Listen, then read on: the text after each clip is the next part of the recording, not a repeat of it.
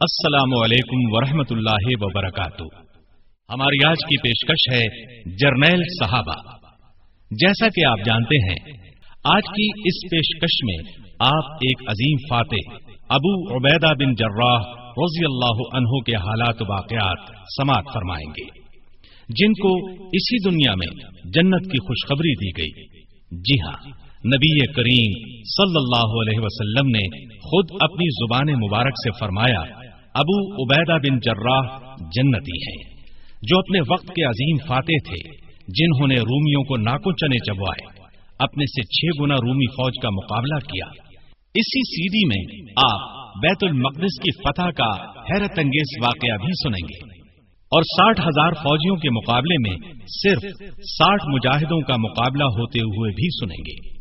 یہ واقعات اس قدر دلچسپ اور حقیقت پر مبنی ہیں کہ ایک بار آپ سننا شروع کریں گے تو درمیان میں اٹھ نہیں سکیں گے۔ اس پیشکش کو ڈرامائی انداز میں پیش کیا جا رہا ہے، اور یہ انداز محض سمجھانے اور سننے والوں کو ذہن نشین کرانے کے لیے اپنایا گیا ہے۔ اپنی روایات کو برقرار رکھتے ہوئے اس بار بھی ضعیف اور غیر مسند باتوں سے احتراز کرتے ہوئے پوری تحقیق اور ریسرچ کے بعد ہی آپ کے لیے پیش کر رہا ہے۔ تو آئیے سماعت فرمائیے جرنیل صحابہ۔ یہ کیسے ہو سکتا ہے؟ ہم کیسے مان لیں؟ بھائی کبھی 1 اور 5 کا مقابلہ بھی ہو سکتا ہے۔ ہرگز نہیں، 5 گنا بڑی طاقت سے مقابلہ۔ ہم تو اس وقت تھے ہی نہیں۔ ابا جان سے پوچھیں؟ ہاں، وہ بتائیں گے صحیح بات۔ ارے ہاں، ان کے آنے کا وقت تو ابو آ گئے، ابا جان آ گئے، اب آئے گا مزہ، اب پتہ چلے گا اصل بات کا۔ خاموش، یہ کیسا شور ہے؟ ادھر دیکھیں، میرے ساتھ کون ہے؟ اوہ، یہ تو علیم چچا ہیں۔ السلام علیکم چچا جان۔ سنیں بھائی، یہ آپ سب مل کر شور کیوں مچا رہے تھے؟ ہر کوئی اپنی اپنی بولی بول رہا تھا، آخر کیا بات تھی؟ وہ چچا جان، وہ بھائی میں وہ چچا نہیں ہوں۔ شاکر، آپ بتائیں کس بات پر جھگڑ رہے تھے سب؟ جی وہ ابو آج 6 ستمبر ہے نا؟ ہاں بالکل۔ کیا 6 ستمبر آپس میں لڑنے جھگڑنے کا دن ہے؟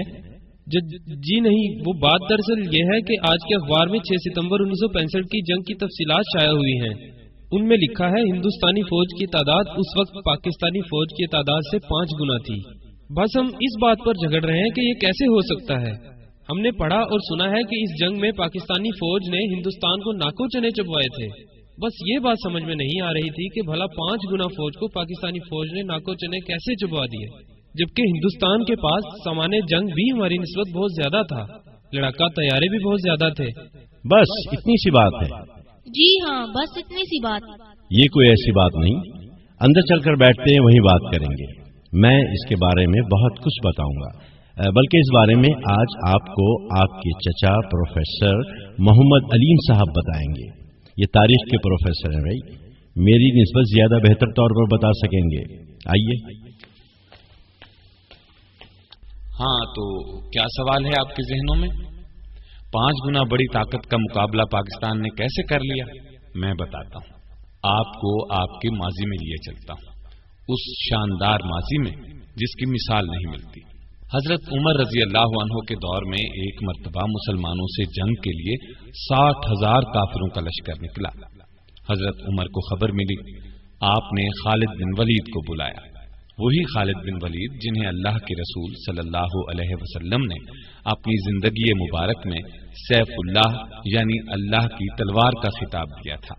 عمر رضی اللہ عنہ نے ان سے پوچھا، دشمن کے لشکر کی تعداد 60,000 ہے، تمہیں کتنے آدمی چاہیے؟ خالد بن ولید مسکرائے، پھر فرمایا، آپ مجھے 60 آدمی دیتے ہیں۔ جی کیا کہا؟ کتنے آدمی؟ خالد بن ولید رضی اللہ عنہ نے صرف 60 آدمی مانگے، یعنی 1000 فوجیوں کے مقابلے میں صرف ایک مسلمان مجاہد مانگا۔ عمر رضی اللہ عنہ نے فرمایا کہ یہ تعداد تو بہت کم ہے۔ خالد بن ولید رضی اللہ عنہ نے یہی کہا کہ نہیں، یہ تعداد کافی ہے۔ چنانچہ وہ 60 مجاہد لے کر گئے اور 60,000 کے لشکر کو شکست فاش دی۔ اللہ اکبر۔ اور بتاؤں، ایک موقع پر رومی لشکر کی تعداد 2.5 لاکھ تھی، جبکہ مسلمان صرف 40,000 تھے۔ اس جنگ میں مسلمانوں کے سپہ سالار ابو عبیدہ بن جراح تھے۔ आप लोग जानते हैं अबू उबैदा बिन जर्राह कौन थे? जी नहीं। यही तो अलमिया है हमारी नौजवान नस्ल का कि इसे इस्लाम के हीरोज के बारे में मालूम ही नहीं। क्यों ना आज मैं आपको अबू उबैदा बिन जर्राह के बारे में बता दूं। इससे बेहतर बात भला क्या होगी? शेख साहब, आपकी तरफ से इजाजत है? भला इसमें इजाजत की क्या जरूरत, नेकी और पूछ पूछ। अच्छी बात है, तो फिर सुनिए। 1 मिनट अंकल, इसमें उस जंग का भी जिक्र आएगा ना जिसमें रूमियों की तादाद 2.5 लाख थी? बिल्कुल आएगा, बल्कि भरपूर जिक्र आएगा। अबू उबैदा बहुत बड़े सिपा सालार थे। खालिद बिन वलीद भी उन्हीं के जमाने के सिपा सालार थे। उन्होंने साथ रहकर भी कुफार से लड़ाइयां लड़ी और अलग अलग महाजों पर भी। लेकिन आप तो चूंकि उनके बारे में इब्तिदाई बातें भी नहीं जानते, इसलिए मुझे शुरू से उनके हालात सुनाना होंगे। क्या ख्याल है, आप लोग बोर तो नहीं होंगे? क्योंकि आजकल। नहीं चाचा जान, हम बोर नहीं होंगे। आप फिक्र न करें, बल्कि हमारी दिलचस्पी तो बढ़ती जा रही है। हम जल्द से जल्द जान लेना चाहते हैं कि मुसलमानों की सिर्फ 40,000 फौज ने 2.5 लाख रूमियों की फौज को किस तरह शिकस्त दी। तब फिर मैं शुरू से सुनाता हूँ। बल्कि उस जंग के बाद मुसलमानों ने रूमियों से जो जंगें लड़ी और उन जंगों में जो बड़े और हैरत अंगेज वाकयात पेश आए, उनका हाल भी सुनाऊंगा। वाह, तब तो मजा आ जाएगा, गोया हमारे वारे न्यारे हो जाएंगे। इस पूरी दुनिया में तमाम अंबिया के बाद सिर्फ 10 सहाबा कराम ऐसे हैं जिन्हें इस दुनिया में जन्नती होने की बिशारत दी गई। जरा सोचें, वो कितने खुशकिस्मत लोग हैं जिन्हें दुनिया ही में बता दिया गया कि आप जन्नती हैं। इन 10 में से एक अबू उबैदा बिन जर्राह हैं। ये सुनकर जाहिर है आप बाकी 9 सहाबा इकराम रिजवानुल्लाह अन्हुम अजमईन के बारे में भी जानना चाहेंगे। तो सुनिए, जिनके बारे में नबी अकरम सल्लल्लाहु अलैहि वसल्लम ने इरशाद फरमाया था कि मेरे ये 10 असहाब जन्नती हैं। चुनाचे उन्हें अशराए मुबशरा का खिताब मिला, यानी वो 10 जिन्हें दुनिया में जन्नत की खुशखबरी दे दी गई। इनके नाम ये हैं: सैयदना अबू बकर सिद्दीक, सैयदना उमर फारूक, सैयदना उस्मान गनी, सैयदना अली बिन अबी तालिब, सैयदना अब्दुर्रहमान बिन औफ, सैयदना तलहा, सैयदना जुबैर बिन अवाम, सैयदना साद बिन अबी वक्कास, सैयदना सईद बिन जैद और सैयदना अबू उबैदा बिन जर्राह रजी अल्लाह अन्हुम अजमाइन।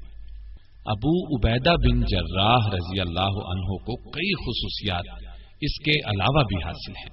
इन्हें अल्लाह के रसूल सल्लल्लाहु अलैहि वसल्लम की तरफ से अमीनुल उम्मत का खिताब मिला, यानी उम्मत के अमीन। और इसका मतलब ये है कि वो दीन के इल्म और दीन के अहकामात पर अमल करने के सिलसिले में बहुत बड़ा दर्जा रखते थे। लेकिन इसका ये मतलब हरगिज नहीं कि उन्होंने किसी बहुत बड़ी इस्लामी यूनिवर्सिटी से तालीम पाई थी या किसी बहुत बड़े अमीर घराने में पैदा हुए थे। जी नहीं, ऐसी कोई बात नहीं। उस जमाने में इस्लामी यूनिवर्सिटियां कहाँ थी? फनून सिपाहगरी की तरबियत देने के लिए बाकायदा इदारे कहाँ थे? वहां तो बस एक ही यूनिवर्सिटी थी और उस यूनिवर्सिटी का नाम था मुहम्मद सल्लल्लाहु अलैहि वसल्लम। ये हजरात जो कुछ भी सीखते थे नबी करीम सल्लल्लाहु अलैहि वसल्लम से सीखते थे, फिर सहाबा से सीखते थे। इन हजरात ने जितनी कामयाबियां हासिल की वो अल्लाह पर सच्चे दिल से ईमान लाने की बुनियाद पर की। हकीकत यही है कि जब कोई अल्लाह के अहकामात पर अमल करने लग जाता है तो फिर अल्लाह उसे दानाई का ऐसा नूर अता करता है कि उसके सभी काम आसान होते चले जाते हैं। अब जरा गौर करें, जब अल्लाह के रसूल सल्लल्लाहु अलैहि वसल्लम दुनिया में तशरीफ लाए तो पूरा अरब जहालत की तारीकियों में डूबा हुआ था। वो लोग बात बात पर एक दूसरे का खून बहाने पर तुल जाते थे और जब उनमें लड़ाई छिड़ती थी तो फिर जल्द खत्म नहीं होती थी। बाज औकात तो साल जारी रहती। जुआ खेलते, शराब पीते। सबसे बड़ा ऐब उनमें ये था कि अपनी बेटियों को जिंदा दफन कर देते थे, यानी किसी के यहाँ बेटी पैदा हो जाती तो उसे अपनी बेइज्जती ख्याल करता था, चुनाचे उसे जंगल में ले जाता और जिंदा दफन कर देता। इससे बड़ा बल्कि सबसे बड़ा ऐब उनमें ये था कि बुतों को पूजते थे। बुतों को अपना कारसाज समझते थे, उन पर चढ़ावे चढ़ाते थे, उनके नामों की मन्नतें मानते थे, उनको अपना इलाह ख्याल करते थे।